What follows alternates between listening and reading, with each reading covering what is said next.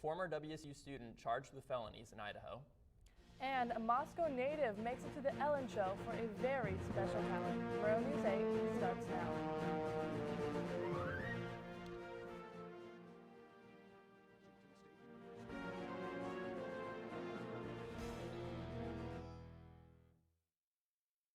Good evening, I'm Asher Lind.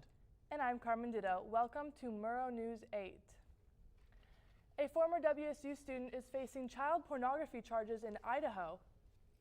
Conrad Wang has been charged with 4 child porn-related felonies after detectives discovered files being shared from an IP address in Pullman and traced it back to Wang's apartment on College Hill.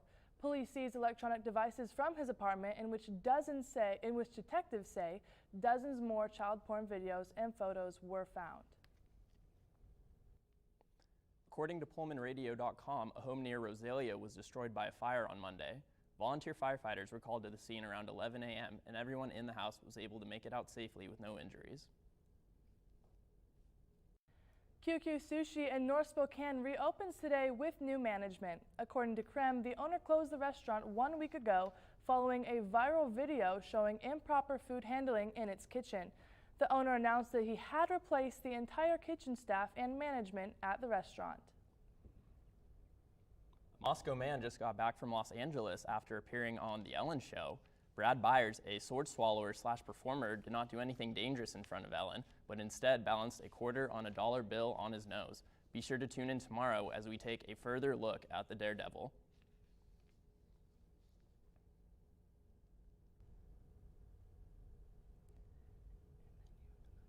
The Whitman County Republicans Organization is hosting its annual Lincoln Day Crab Feed fundraiser this upcoming weekend. The feed is on Saturday the 22nd from 2 to 5 p.m. at the Whitman County Fairgrounds Community Building. Congresswoman Kathy McMorris Rogers will be a featured guest, and tickets are $75. Proceeds will support local Republican candidates. The chief executive of Amazon, Jeff Bezos, announced yesterday that he would give $10 billion to fight climate change. The Bezos Earth Fund will support scientists, activists, and any effort that offers a real possibility to help protect and preserve the planet. A 16-year-old from Spokane is making an impact on homeless people in the area. Donovan Smith was homeless in Albuquerque nearly 10 years ago. Now he works out of his kitchen to make soaps for those in need.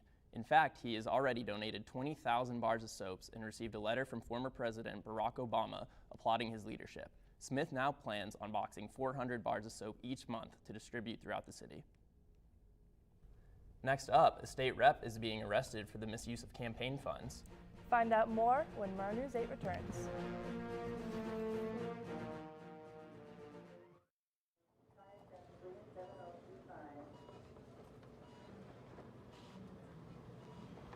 It's okay to be scared. You don't have to be so strong.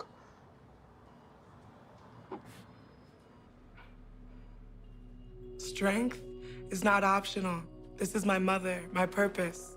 Real muscle is lifting her spirits between bedpans and bad news from doctors that doubt her strength. Strength is buried in bills, managing meds, and swallowing those moments of, Mom, it's me, your daughter. Remember?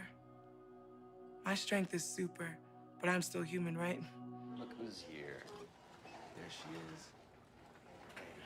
Thanks for your patience. How you feel?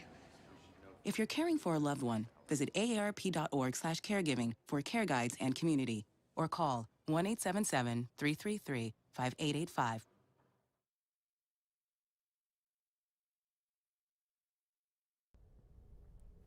Let's see what Jasmine has for our weather.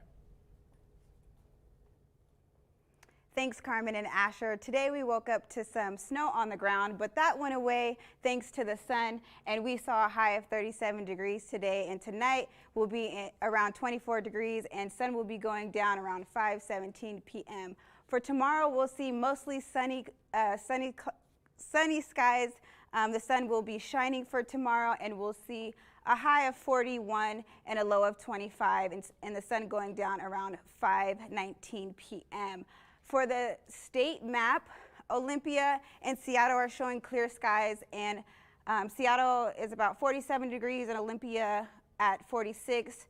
Over the mountains to Yakima and Tri-Cities, still clear skies with a high of 48 in Yakima and kind of warm in Tri-Cities at 52. And then through the valley to Spokane and Pullman, we see Spokane at 39 and then Pullman at 37. So clear skies, but still a little cold. And into our 5-day forecast, we already talked about today and tomorrow. So Thursday is showing cloudy skies, a high of 45.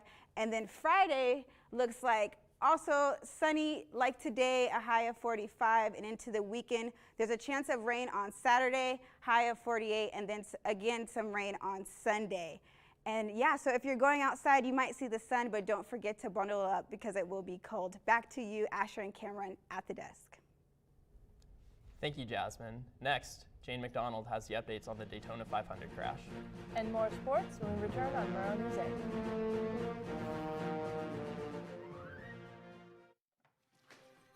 Days, months, Hey, I'm Jim from across the street. years, I'd like to give you this. a lifetime can rush by without realizing what we're missing.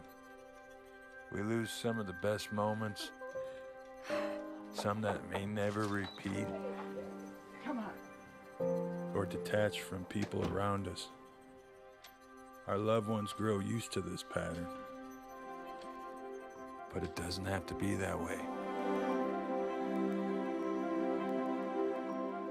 We have a choice to take action.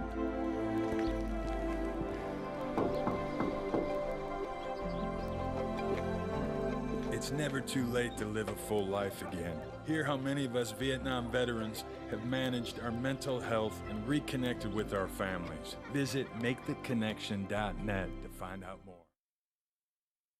I'm Jane McDonald with your sports. Let's take a look on the national stage of racing. NASCAR driver Ryan Newman is awake and speaking following his crash during the final lap of the Daytona 500. West 2 reports Newman's car flipped, landed on the driver's side, and slid across the finish line. Newman and his family appreciate all the support coming from the racing community. Team LeBron beat Team Giannis in the NBA All-Star Game on Sunday. It was a back-and-forth game from start to finish, but Team LeBron edged out by 2 points with a score of 157 to 155. After nailing 8 three-pointers, Team LeBron's Kawhi Leonard is the first Kobe Bryant MVP award winner. Looking a little bit more locally, over in Seattle, Greg Olsen has signed a 1-year deal with the Seahawks. According to Sports Illustrated, the former Panthers tight end has signed a $7 million deal with the Hawks. He's Carolina's lead tight end in regards to receiving yards and receptions. Seattle looks on with high hopes for the upcoming season. Now let's get really local and take a look at WSU athletics. Men's basketball team will take on Cal tomorrow at 7 p.m. at Beasley Coliseum. The Cougs are heading into the game at a 12-3 record at home, hoping to keep the record alive this week as they head into their last 2 home games of the season. And our women's basketball team will be taking on UCLA this Friday at 7 p.m. Coach Kami Etheridge knows this will be a tough game, but after reflecting on their past matchup, thinks there will be a way for the Cougs to pull out a win.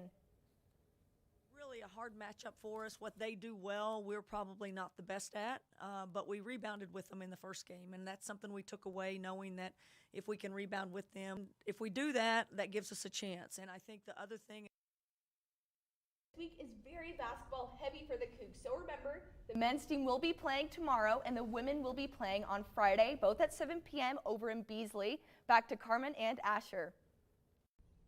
Next up, we are celebrating a beverage that only tastes better as it ages, when Murrow News 8 returns.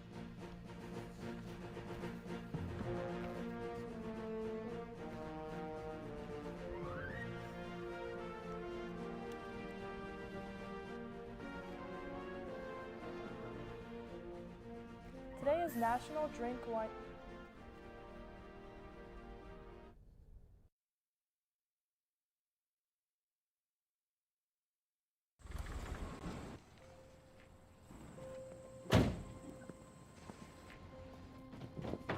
Dad, they took over my bedroom. Come on, come on. Okay, Dad. 1, 2, 3.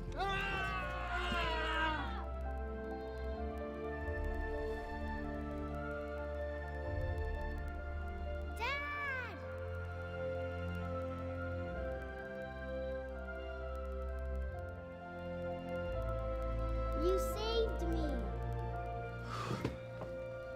Dad? Are you okay? I'm fine, dear.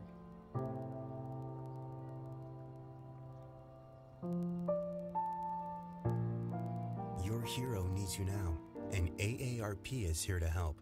Find the care guides you need at aarp.org/caregiving.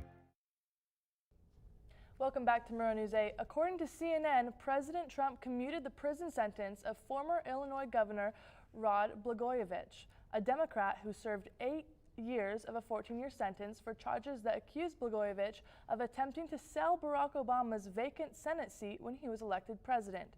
Trump called his sentence ridiculous and said that Blagojevich will be able to go back home with his family after serving 8 years in jail.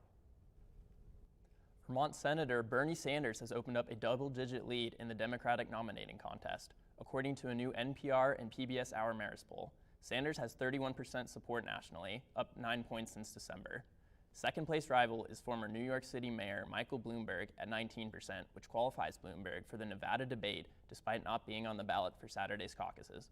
Bloomberg will take the stage to debate for the first time this Wednesday. Third among Democratic voters and Democratic-leaning independents is former Vice President Joe Biden with 15%, down 9 points since December. NPR reported that over 300 Americans who were evacuated from Wuhan, China, among the deadly coronavirus, emerged from their quarantine at 2 military bases in California on Tuesday. The group includes 180 Americans who have been under a mandatory quarantine order outside of Sacramento and over 150 U.S. citizens who have been living at a Marine Corps air station near San Diego. The Center for Disease Control and Prevention Press Officer Jason McDonald said that people released from quarantine pose no health risk to the surrounding community or the communities that they will return to. According to the Boston Globe, longtime Massachusetts State Representative David Nangle was arraigned Tuesday on more than 24 counts of alleged fraud going back to 2014, but prosecutors say it could reach back as far as a decade. Prosecutors allege he took more than $70,000 from his own campaign to fund his gambling habit. And today is National Drink Wine Day. This day is supposed to spread the love and the health benefit of wine. So pop open a bottle and make a toast to your friends and family and enjoy the night.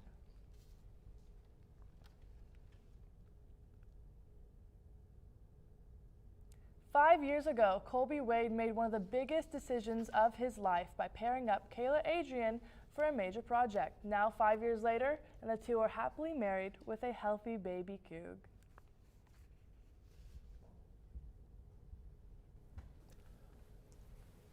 So, National Wine Day, how are you feeling about that? I'm sure you got something. Asher, you know, I got a lot going on this week. I'm not so sure I'll be celebrating that, but I'll definitely have a relaxing night. What about you? I'm not 21 yet, so can't have the wine, but I got my orange juice and my milk in my mini fridge. Sparkling cider. Sparkling cider? I'm a big sparkling cider fan. We'll get going there. Thank you so much for watching tonight. Be sure to watch our newscasts at nwpb.org/MN8 and on Cable 8 at 7 and 10. And don't forget, you can also follow Murrow News 8 on Facebook and Twitter. Have a good night. Good night.